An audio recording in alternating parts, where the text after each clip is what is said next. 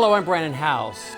In my new documentary, Siege, subtitled The Clear and Present Dangers Pushing America to the Brink of a Marxist Islamic Revolution, Civil War, World War III, and Globalism, I reveal very startling information the American people must know. This is an 8-hour and 22-minute documentary. And in this documentary, I examine how beginning largely in the 1930s, America was infiltrated from within. The objective was an information operation, or information warfare, to turn the hearts and minds of Americans against the principles and values that are at the very foundation of our constitutional republic. You can watch the trailer now at siegethemovie.com. As I said, it's 8 hours and 22 minutes, but you can watch 67 minutes of it absolutely free at siegethemovie.com. In this docu-movie, which is very fast-paced, it's like watching a Tom Clancy movie, but it's real. I interview former officers of the FBI, CIA, DHS, and KGB. I also featured 2 former Muslims and numerous experts on communism and national security, including a former staffer on the National Security Council for President Trump. This new documovie exposes the Marxist goal of replacing American values with global values of open borders, redistribution of wealth, population control, elimination of private property rights, and radical environmentalism that elevates nature over man. We also discuss that for socialist, neo-Marxist, and globalist values to be successfully inculcated into the worldview of Americans, the obstacle of strong families, communities, and institutions led by patriotic American men of courage and convictions must be destroyed. Thus, toxic masculinity, white privilege, and racism are used to shame patriotic Americans into surrendering their values and convictions in order to avoid being marginalized, characterized, and vilified. For generations, Americans did not fully fight the Marxist infiltration within our own nation, but instead allowed them every opportunity to carry out their long march through our institutions.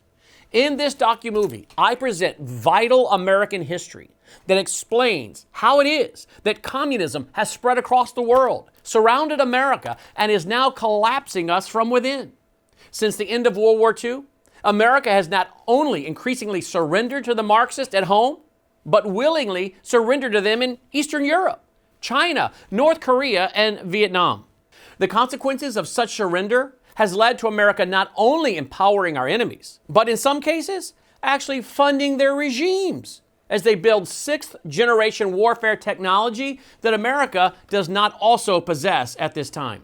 The substitute for victory has led America to be viewed by our enemies as a nation of fools that can be counted upon to not fight to win, but to eagerly seek a compromise that almost always leaves our enemies advancing and America damaged and ever closer to demise. As I reveal in this docu-movie, Siege, America's track record since the end of World War II is why the communists knew they could fake the collapse of communism in 1989. Through this fake collapse of communism, the USSR was able to take financial advantage of the West and use our technology and our capitalism to rebuild their military and shore up their crumbling economy. Then they used Islamic terrorism to distract America from paying attention to them while their Islamic proxies wore down our military and drained our resources through the global war on terror. And if you don't think their plan has worked, all you have to do is look to the summer of 2018 when Russia and China carried out what some experts believe was the largest military exercise in world history, Vostok 18. Some of these same experts believe that not only was Russia and China practicing an attack on our critical infrastructure, but they were also practicing a nuclear strike on America with their 6th-generation warfare capability. In this new docu-movie, I feature a former KGB officer now living in the United States. He's warning Americans that Russia is the enemy of America. Russia is still a communist nation. They are aligned with all of our national enemies, and they have infiltrated America with KGB assets to undermine America. He will also tell you that since the 1930s, Russia has been funding and training global terrorists, including some of the most well-known Islamic terrorists on the face of the earth. Let me make this very clear. America's willing surrender and capitulation to the communists and Marxists has not gone unnoticed by our Islamic enemies. In fact, you can be sure the Marxists have trained the Islamic terror states and used them to de-Christianize the West, create chaos, and spread our military across the globe in our war on terror. The net result is that Americans are now rightfully tired of the high price in human and financial terms that these endless wars have cost our nation. The endless wars, with the troops spread across the globe, have increased our national debt and diverted resources that, should have been invested in updating and strengthening our military technology so that we might maintain peace through strength. Yes, President Trump is working to rectify the situation, but it could take years that we don't have. So make no mistake.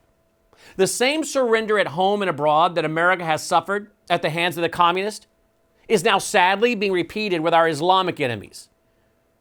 But it gets worse. America's Marxist and Islamic enemies have formed an alliance known as the Red-Green Alliance. Now, folks, if we lose the siege of this Red-Green Alliance, America as we know it will be lost. Only if we awaken enough Americans to the clear and present dangers now facing America will we have any hope of remaining the land of the free. On June 19, 1962, the leader of the Communist Party and USSR was Nikita Khrushchev, and he foretold where America finds itself today. He declared, quote, "The United States will eventually fly the communist red flag. The American people will hoist it themselves," end quote. Well, as I reveal and show the footage in this documovie, numerous reports document that the red communist flag of China was raised over Philadelphia City Hall as well as Boston City Hall. In addition, many Americans have raised the communist red flag within their hearts. In fact, recently, some within the NBA were falling all over each other to race to a microphone and camera to praise communist China and to insult and ridicule those who spoke up for the young students in Hong Kong that want freedom of speech, of which they'll surely be deprived by the murderous regime of China. Many Americans, sadly, have bought the lie that communism died with the collapse of the Berlin Wall in 1989. Before he died, Lenin, he laid out his plan for how the communists would dominate the globe. He declared, quote, "First, we'll take Eastern Europe, then the masses of Asia, then we'll encircle the United States, which will be the last bastion of capitalism. We will not have to fight. It will fall like an overripe fruit into our hands," end quote. My friends, this is exactly what's happening. Right after World War II, America began to roll over to the communists, and we gave them Eastern Europe in the negotiations that ended World War II. Then, we didn't fight to win the Korean War or the Vietnam War. Thus, the deadly consequences from our nation's years of national security failures are now manifested in the threats we face from communist China, Russia, and even little North Korea. These communist nations threaten the very existence of America with advanced nuclear weapons, financial weapons, the infiltration of our critical infrastructure, and the brainwashing of our own people. Notice, I've really not even hardly mentioned the Islamic threat facing America. After we lost Eastern Europe to the communists, we then lost China to the communists. America abandoned China and allowed for the unopposed communist revolution of 1949 that saw a population of 700 million Chinese enslaved by communism. This incompetence by America's leaders led to the deaths of millions inside of China, but it also set up the communists in China to enslave the people of North Korea, the people of Vietnam, and to kill thousands of American soldiers in both the Korean War and the Vietnam War. General George Stratemeyer, the Air Force commander in Korea, he testified before a Senate committee. Quote, "We were required to lose the Korean War," end quote. Why on earth would this general make such a statement?